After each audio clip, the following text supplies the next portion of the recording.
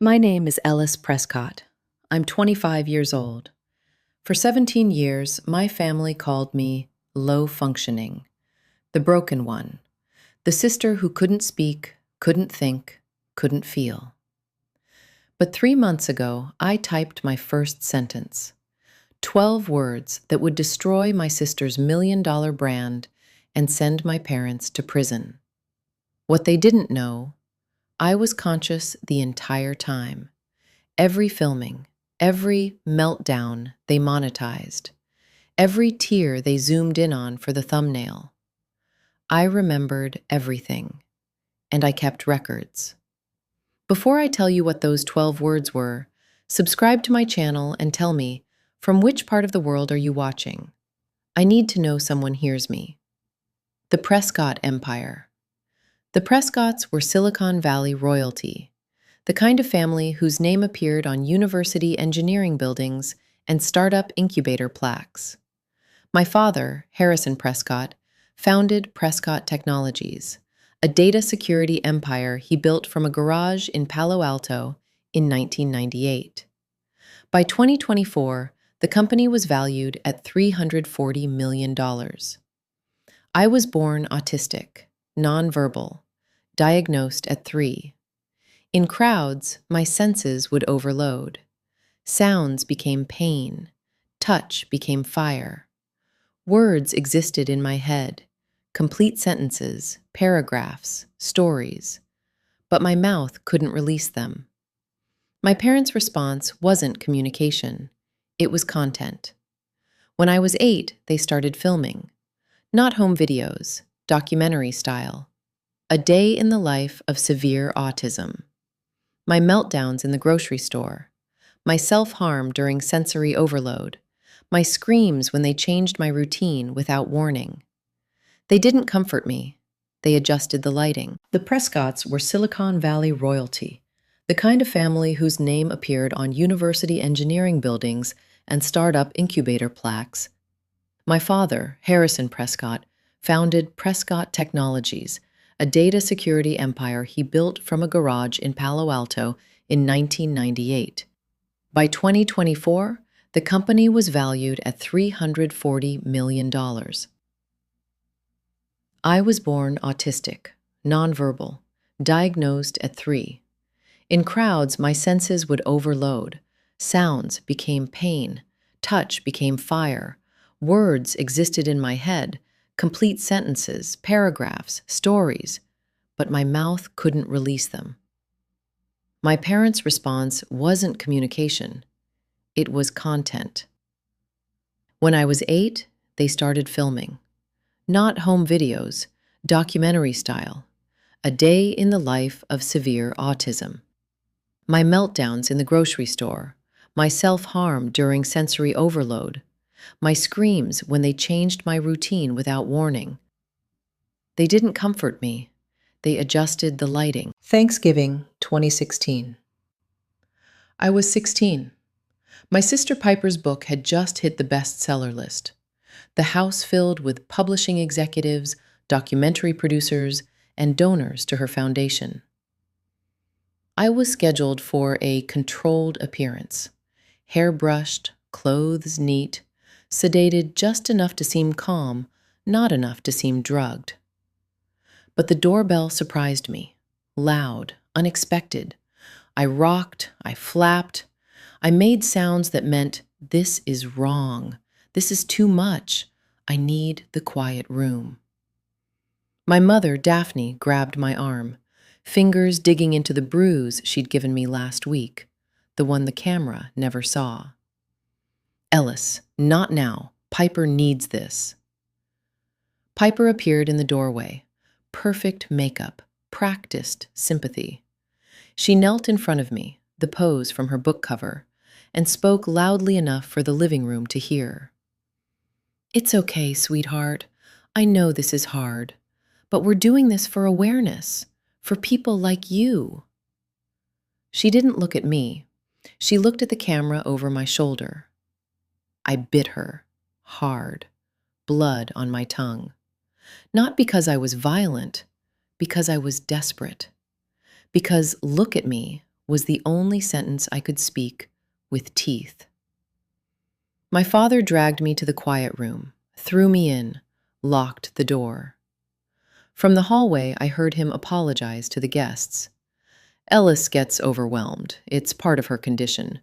Piper handles it so beautifully, doesn't she? Applause. For Piper. For her patience. For her suffering. I sat in the corner of the quiet room. No light, no sound. Just my own breathing and the memory of 17 words I couldn't say. I am in here. I am real. I am not your lesson. The quiet room, that's what they called it. Soundproof, padded walls, no windows. They put me there during episodes, which meant any time I might embarrass them in front of investors, journalists, or Piper's growing audience. What they didn't understand? The quiet room was the only place I could think. Every time they locked me in, I practiced, fingerspelling on the padded walls, tracing words in the dust, building sentences in my head, storing them like ammunition. I discovered something about myself during those hours of isolation. I could remember everything. Every conversation through the door, every filming setup, every time my mother adjusted my position for better lighting before calling for my sister. A skill I developed to survive sensory overload, total recall, perfect memory, had become something else entirely. Evidence. My occupational therapist, Mrs. Chen, had taught me this. Before my parents fired her for filling my head with unrealistic expectations, she was the only one who spoke to me like I understood. Ellis, she told me in 2015, the last time I saw her, communication isn't just speech. It's intention. It's pattern. You have both. When you're ready, find your medium. She gave me a tablet before she left. Simple. Text to speech. My parents never knew I had it. I hid it in the lining of the quiet room's padded wall. I practiced typing. 1 finger, 1 hour, 1 word. By 2022, I could type complete sentences. By 2023, paragraphs. By January 2024, I was ready. But I didn't speak. I watched. I recorded. I waited. February 2024. My grandmother, Ellis Prescott, visited. She was 89 then, my father's mother, the only Prescott who'd ever looked at me like I was present. She found me in the garden. I was rocking, stimming, they called it, but it was just thinking with my body. She sat beside me on the bench, didn't touch me, didn't speak for 10 minutes. Then she said, "Your mother told me you don't understand conversation." I kept rocking. "I think you understand perfectly. I think you choose not to perform understanding for people who haven't earned it." I stopped rocking.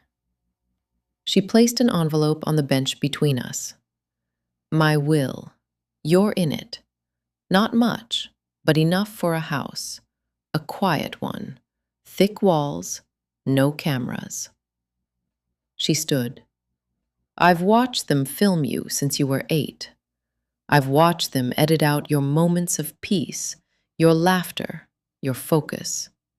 They've built a career on your worst days, Ellis. Don't let them build your legacy."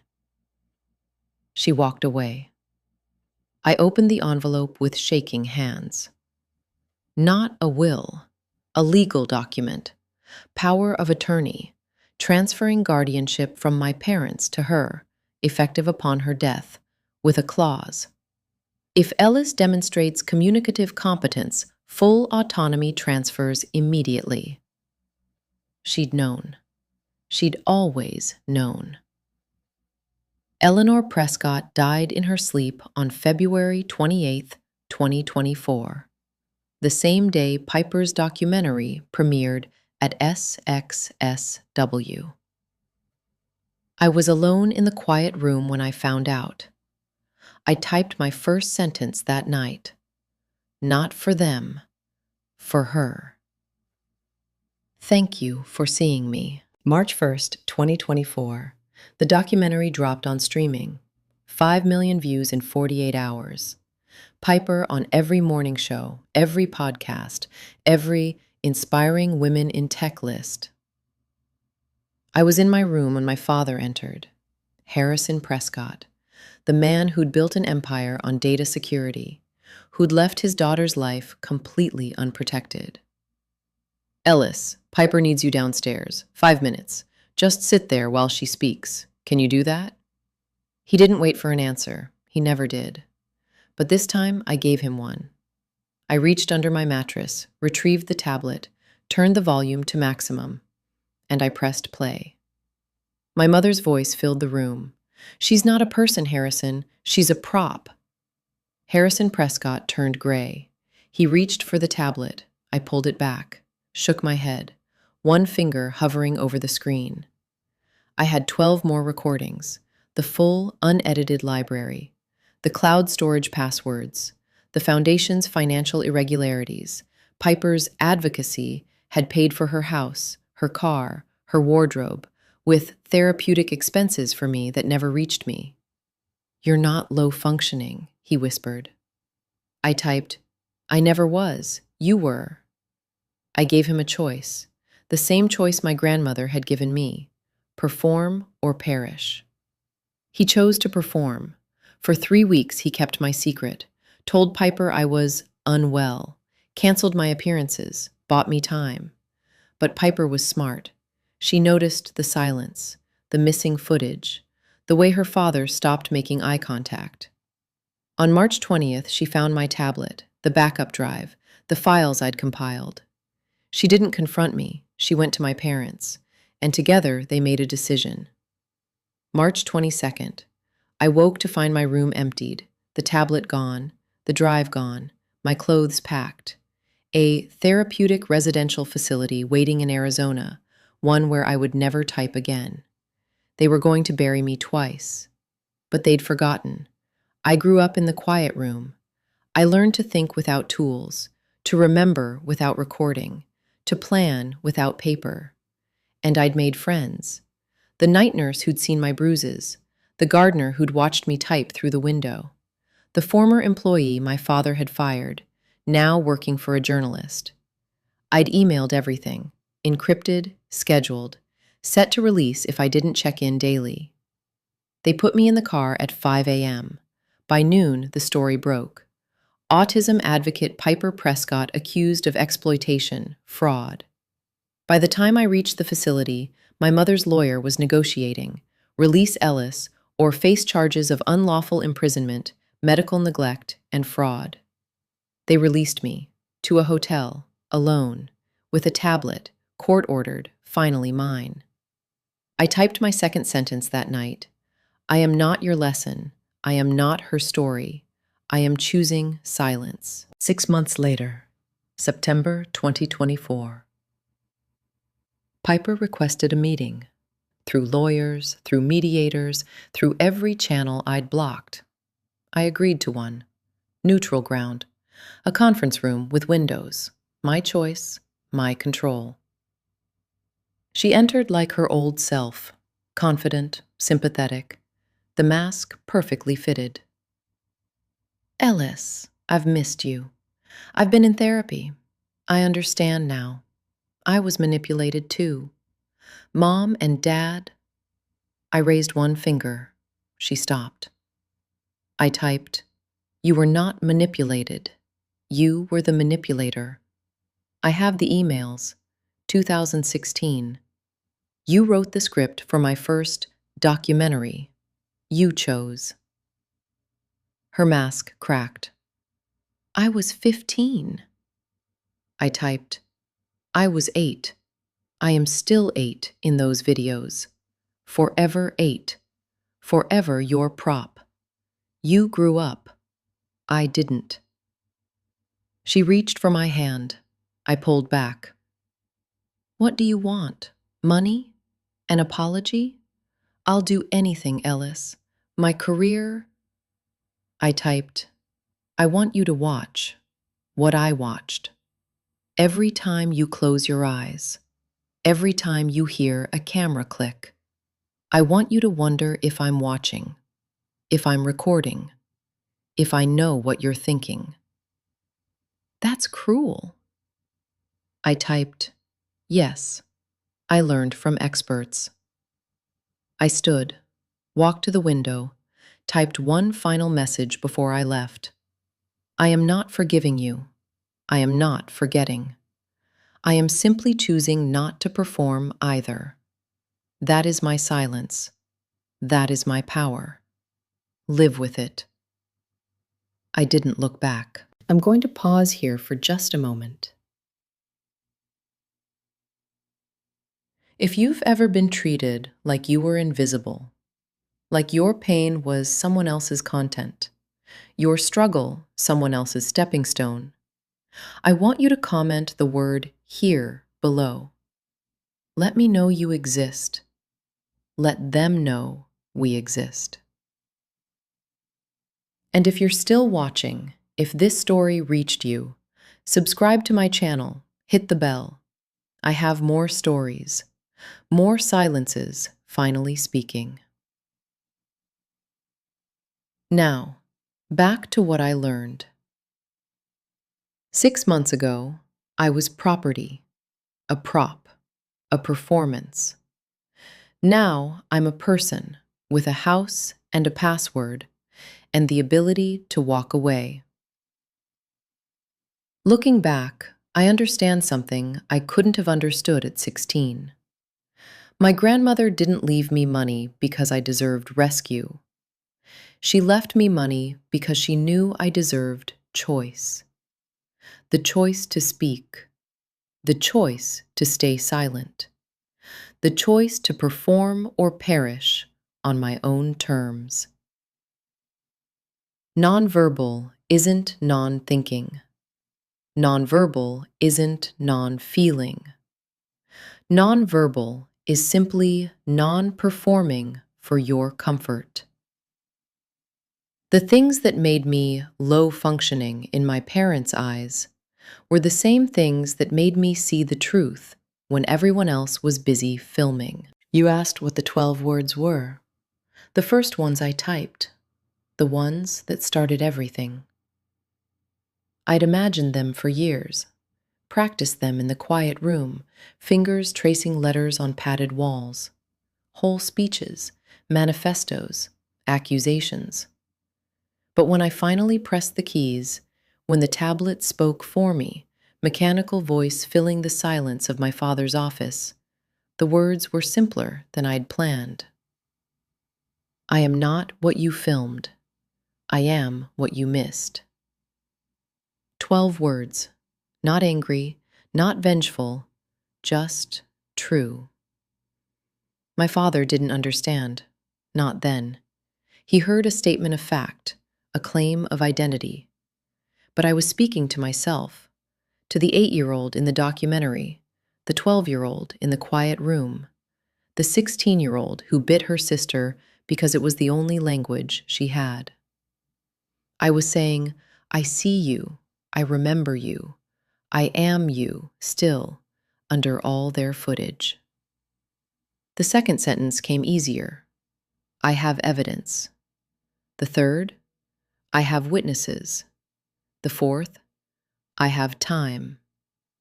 But the first 12 were the hardest, the ones that claimed personhood, the ones that said, I exist without your permission. I type them now at the start of every video, as reminder, as dedication, as warning to anyone who thinks silence means emptiness. I am not what you filmed. I am what you missed. Read it again. Remember it. Because if you're watching this, if you've made it this far, you've missed someone too. Someone quiet, someone watching, someone waiting for you to see what they couldn't show. Find them, before they find the words without you. I'm going to ask you 3 things before I go.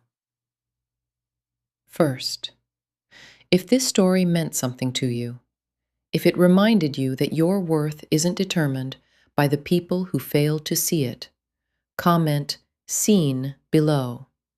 I read every comment. I type every reply. This is my voice now. Second, subscribe. Not for me, for the next story, the next silence, the next person who needs to know that the quiet room isn't the end. Third, tell me where you're watching from. What city, what country, what time of day. I type these stories alone, in a house with walls so thick no sound escapes. I need to know the world hears. I need to map where the silence finally speaks. My family hurt me for 17 years, but I didn't need to hurt them back to find peace. I just needed to stop waiting for them to see me and start seeing myself. That's the real inheritance my grandmother left me, and nobody can ever take it away. Until next time, speak when you're ready. The world can wait. I learned that in the quiet room. I'm teaching it now. Goodbye.